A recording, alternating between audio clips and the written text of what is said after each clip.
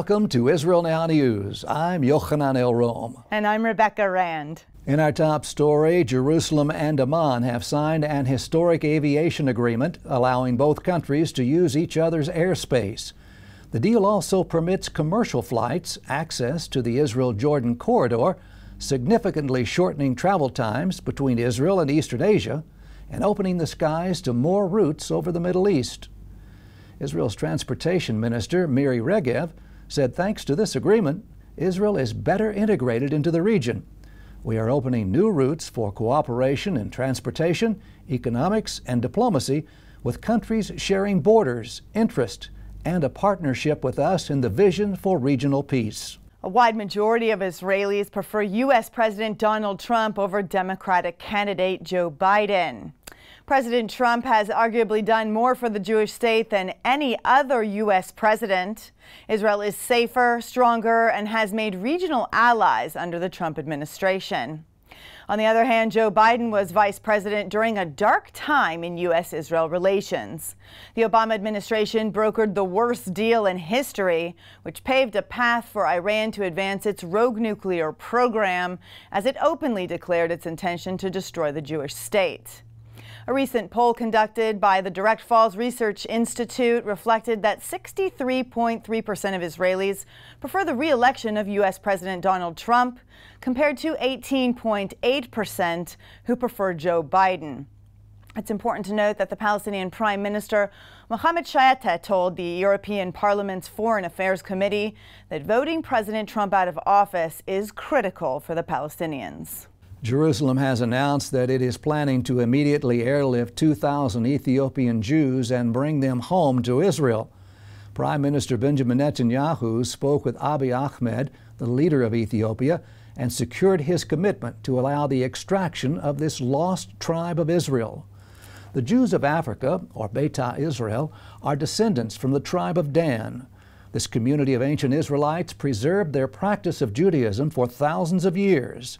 In the 1980s and 90s, the State of Israel mounted massive airlifts, bringing most of the Beta Israel home, but a community of lost Jews remained in Ethiopia.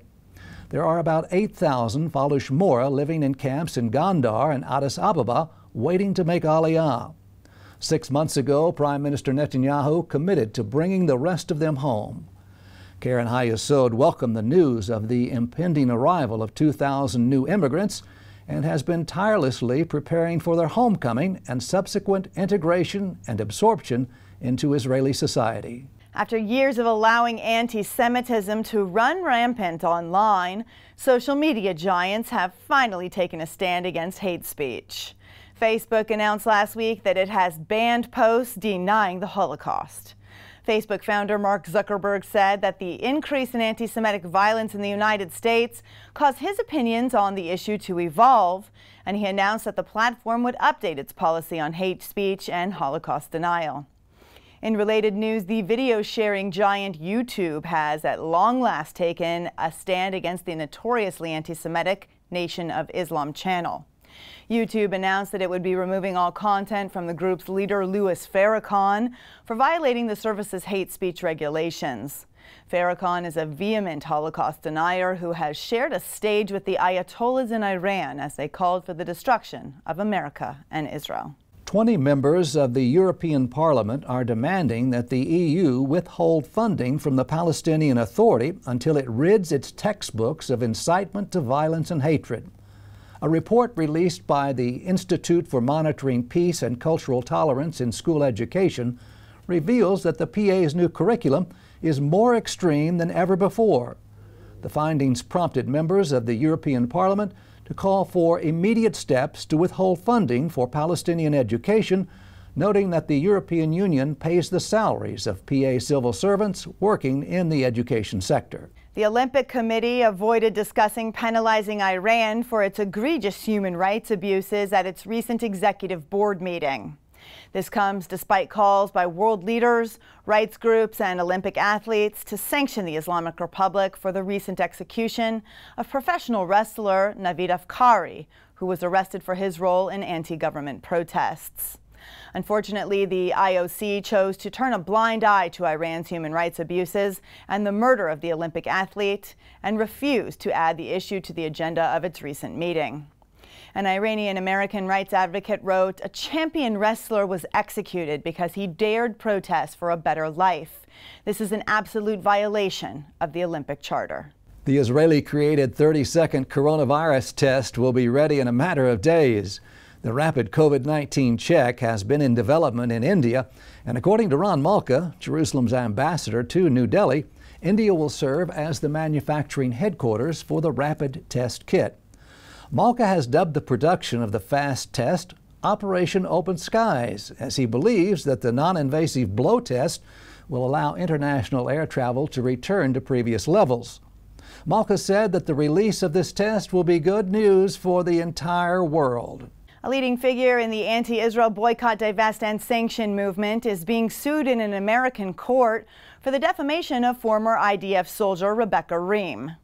The defendant, Suher Nafal, used a picture of the female IDF soldier taken in 2014 and posted it alongside the image of Ruzan al-Najjar, a woman who was killed during the 2018 Gaza riots. Nafal wrote that the soldier pictured is a terrorist who participated in ethnic cleansing and insinuated that she was responsible for Najjar's death. The BDS movement picked up the post, making the false accusations a viral hate campaign. Rebecca Ream was identified online, and her personal Facebook page was shared with the community of those who hate Israel and Jews. As a result, Ream and her family were subjected to hate messages and death threats. A complaint filed in an Orange County court by Israeli legal powerhouse Shurat Adin argued that Nafal, a resident of California, created the false perception that Ream was responsible for the death of the Palestinian woman.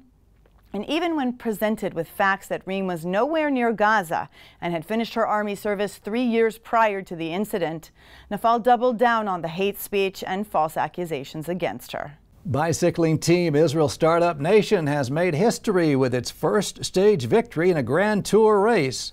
Cyclist Alex Dowsett finished first on stage 8 of the Giro d'Italia. This is a huge victory for the young Israeli team, which was formed only 5 years ago. It's their second Grand Tour in a month. Startup Nation competed at the Tour de France in September, where Guy Nieve became the first Israeli to complete all 21 stages of that prestigious race. The high holidays always attract thousands of visitors to the Western Wall, but this year a record 4 million people visited the holy site virtually. The coronavirus pandemic has forced the Kotel and its adjacent plaza to close, except to a very limited number of people. But modern technology allowed pilgrims from all over the world to visit virtually. The Western Wall Heritage Foundation announced that broadcasts of the Slichot prayers before Yom Kippur and the priestly blessings during Sukkot were streamed online, allowing more than 4 million people to watch. The organization also noted that more than 10,000 people participated in interactive tours of the Western Wall tunnels.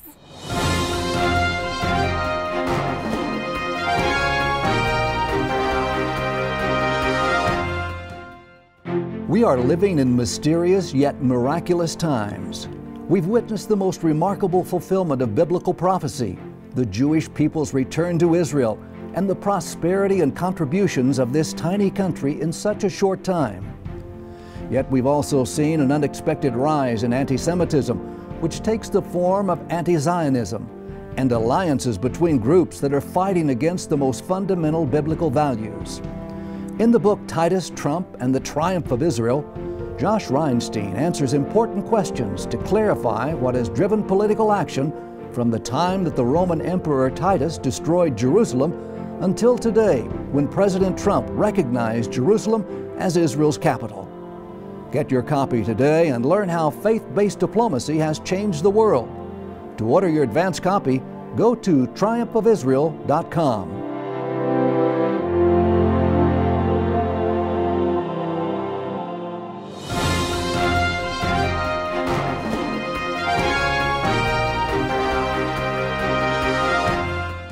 That concludes the news portion of our show. Stay tuned for Ask the Source with Josh Reinstein.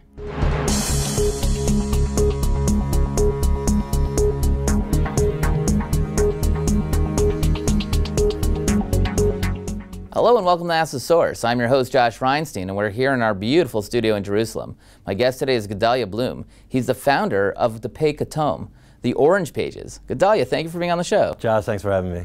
Gedaliah, tell our viewers a little about what is the Dapei Ketom. So Dapei Ketom, everybody knows, Dapei Ketom means the orange pages. And everybody knows what the yellow pages are. So what's the orange pages? The orange used to be a symbol of the struggle for Gush Katif, for Judea and Samaria, for sovereignty. And so we adopted that name, we adopted the color orange and applied it to the orange pages, the yellow pages, because our fight for Jewish sovereignty, our fight for our ancestral homeland, it must have a call to action. And our call to action is economics, is to support small businesses, to build them, to create an ecosystem that encourages more businesses to come out. Because at the end of the day, the more business people have, the more they invest, the more they hire, the more people move in, the stronger our communities are. And the stronger the community in Judea and Samaria is, the much stronger foothold we have to say on a political stage, no, we're here and we're not going anywhere. So how does it work? How do people get involved? So right now it's a local campaign which we founded over 10 years ago. When I say we, my wife and I, Elisheva. We founded this 10 years ago as a response to the boycott, divestment, and sanctions movement that actually originated here in Israel. There was a lot of people, left-wingers, anti-Judea and Samaria that were saying, you know what, we're not going to deliver to Judea and Samaria. We're not going to sell to Judea and Samaria. We're certainly not going to buy them. So I went online, I said, great, let's find a list of businesses in Judea and Samaria and let's give the majority of the people who don't have a voice or a call to action an address to go to. And I couldn't find one. So we built one. And so 10 years later, we're working with over 3,000 businesses. We've just upgraded our website. We put a tremendous amount of investment into it. And so right now it's only in Hebrew. We have a dream that in the next, let's say 6 months, we could start opening up our English version where people could buy online. When they come to travel to Israel, they could say, I want to come on a tour, I want to have something catered, I want to have an event, I want to go to this store, I want to go meet this person. And to bring the life of the people out to give them more accessibility. And so within 6 months, we hope that people will end up coming to Israel and using the orange pages in order to be part of this active environment in strengthening Judea and Samaria. Well, this is a great way to combat the BDS movement. What they try to do is they stop commerce from going into Judea and Samaria. How important is it economic activity in Judea and Samaria today? A local economy is important to not only Judea and Samaria, but any local economy. As we know, during the COVID crisis, a lot of the small businesses are being devastated. And what that means, people are being laid off. There's not enough money coming in, their unemployment doesn't cover it. Businesses don't even know if they could survive afterwards. They don't even know if they're going to be able to reopen. So it's the foundation of a community. In fact, I'll give you a statistic, over 70% of job creation comes from small businesses. So when you're talking about what does it mean to Judea and Samaria, it means everything.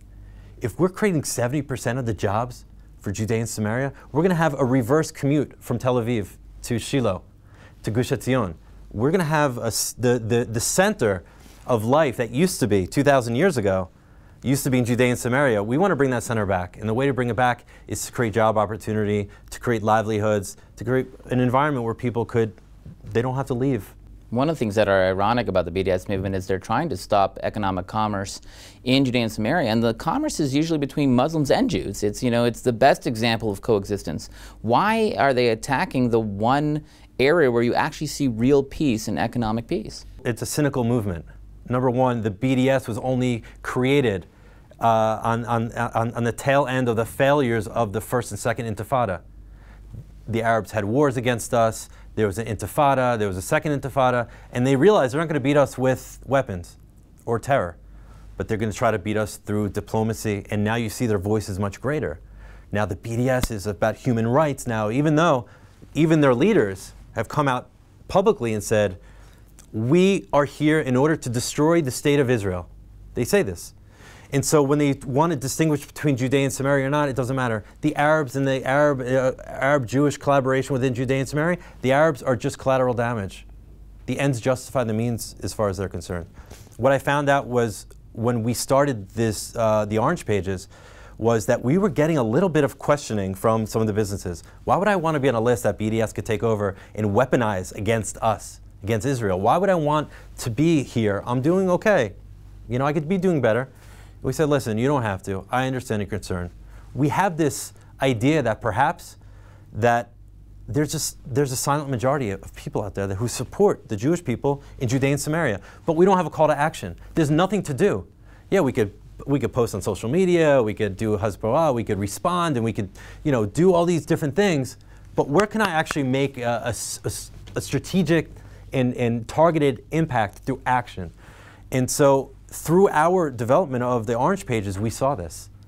We saw all these businesses come in and we're like, this is exactly what I want to do to support Judea and Samaria. This is my voice. Look, the BDS movement is not a fringe movement. You even have major powers like the EU adopting regulations that label goods from Judea and Samaria, where they don't do that in any other country and to any other community other than Jews from Judea and Samaria. So how has this gotten so much traction? I'll tell you what, I don't agree with the premise that the BDS is very strong. I believe that the BDS is a banner in which all the anti-Semites around the world, organizations, EU level, parliamentaries, who never recognized Israel's right to exist, finally has a banner to march under that is not anti-Semitic in its superficial banner. It's more of a human rights group, as they say. So they're hiding behind this human rights group that's actually targeting Israel in order to destroy it. So the idea that there is a majority of people, I don't believe so. I believe that the majority of the people are silent. They don't have a call to action. You have so many viewers. How many viewers does BDS have when they go on social media? How many viewers do they have? They don't have those viewers.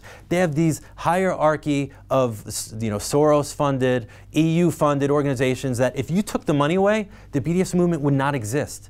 It's because they don't have the drive and the heart and the connection to really the Jewish people have, just like you have with your audience.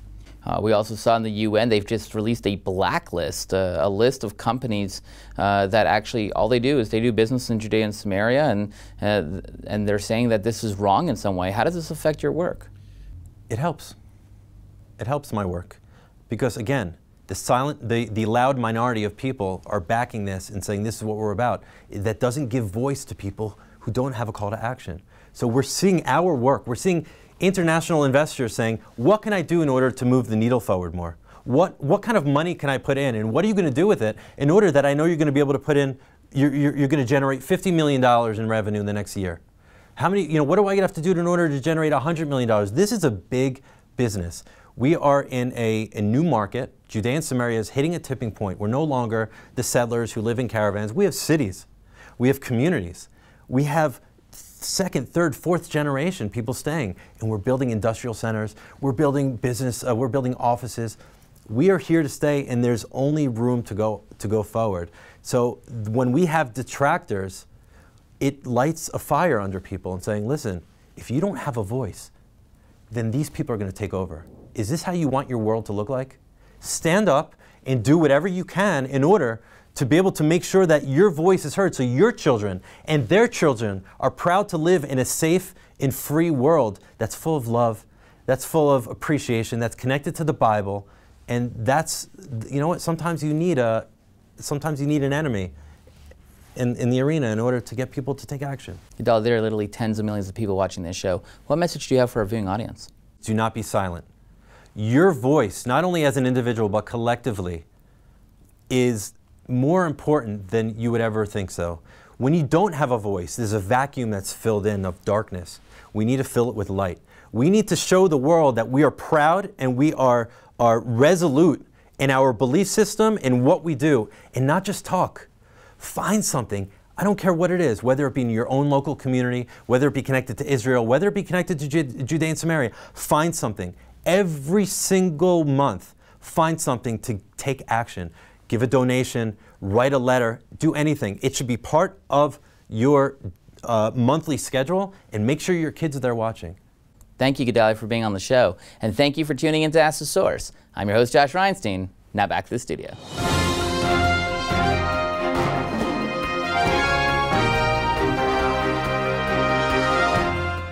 Up next, the return to Zion with Karen Hayesod.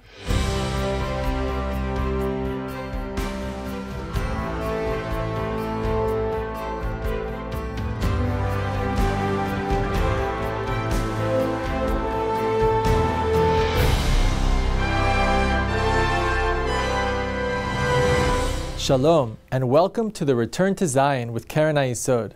I'm Sam Grundwerg, World Chairman of Keren HaYesod United Israel Appeal, the leading official fundraising organization for the State of Israel.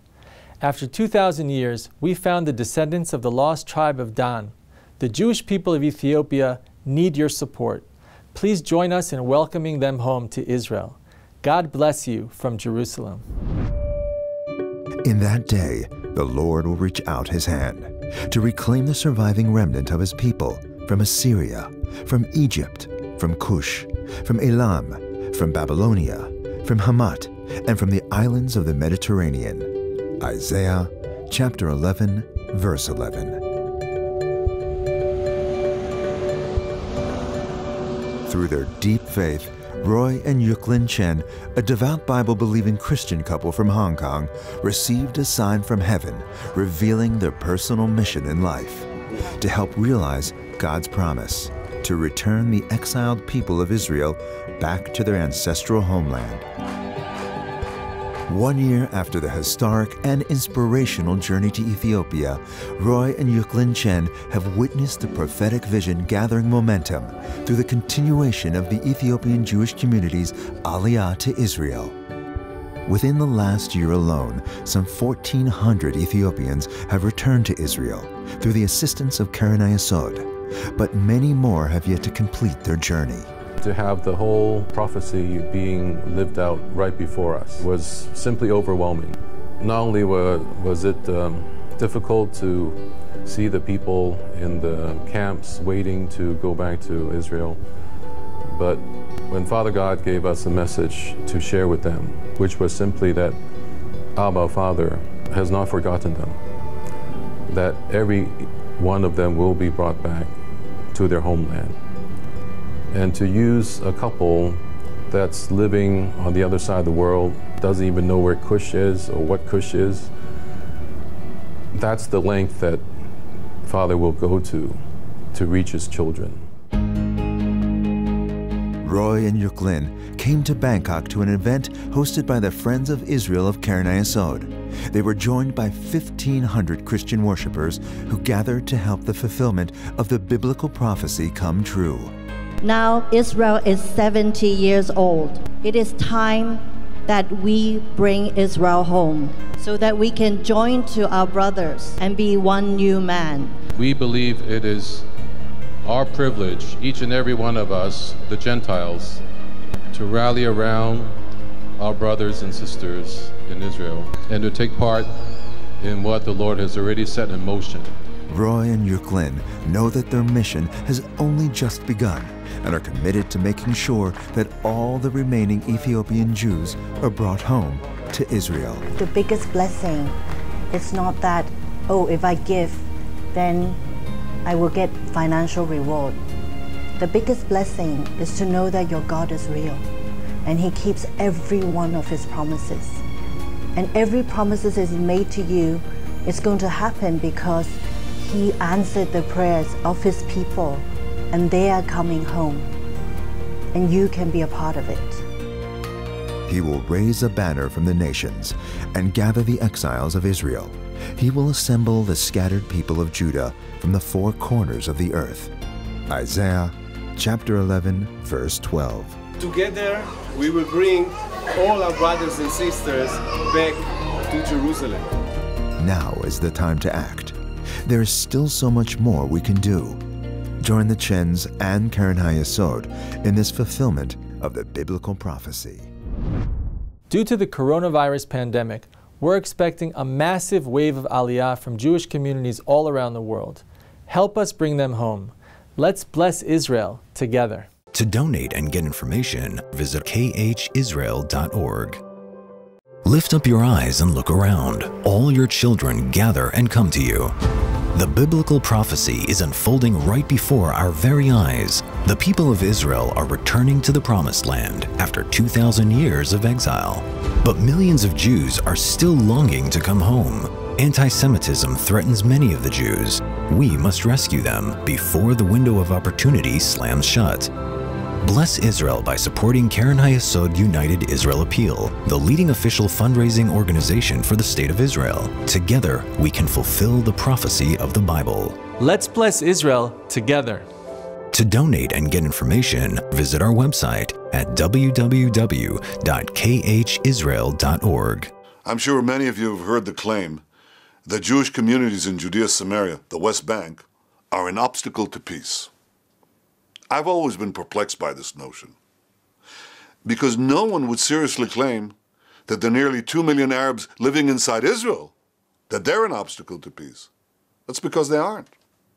On the contrary, Israel's diversity shows its openness and readiness for peace. Yet the Palestinian leadership actually demands a Palestinian state with one precondition: no Jews. There's a phrase for that. It's called ethnic cleansing. And this demand is outrageous. It's even more outrageous that the world doesn't find this outrageous. Some otherwise enlightened countries even promote this outrage.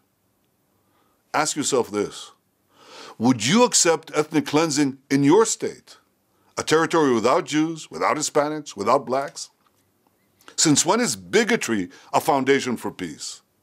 At this moment, Jewish school children in Judea, Samaria are playing in sandboxes with their friends. Does their presence make peace impossible? I don't think so. I think what makes peace impossible is intolerance of others. Societies that respect all people are the ones that pursue peace. Societies that demand ethnic cleansing don't pursue peace.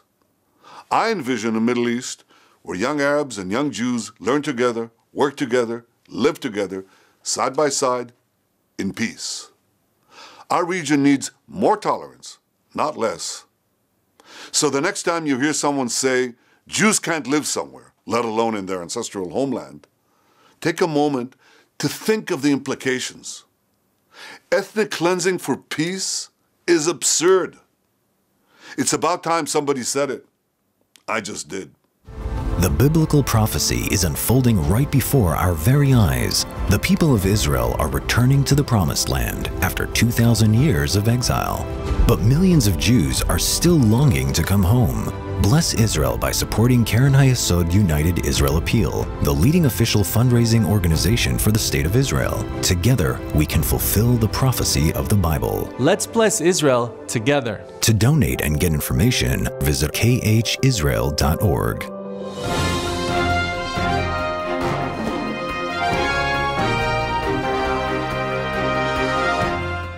And that's all for this edition of Israel Now News. I'm Yochanan El Rome. And I'm Rebecca Rand, reporting from our studio in Jerusalem. Please join us next week for all your Israel updates.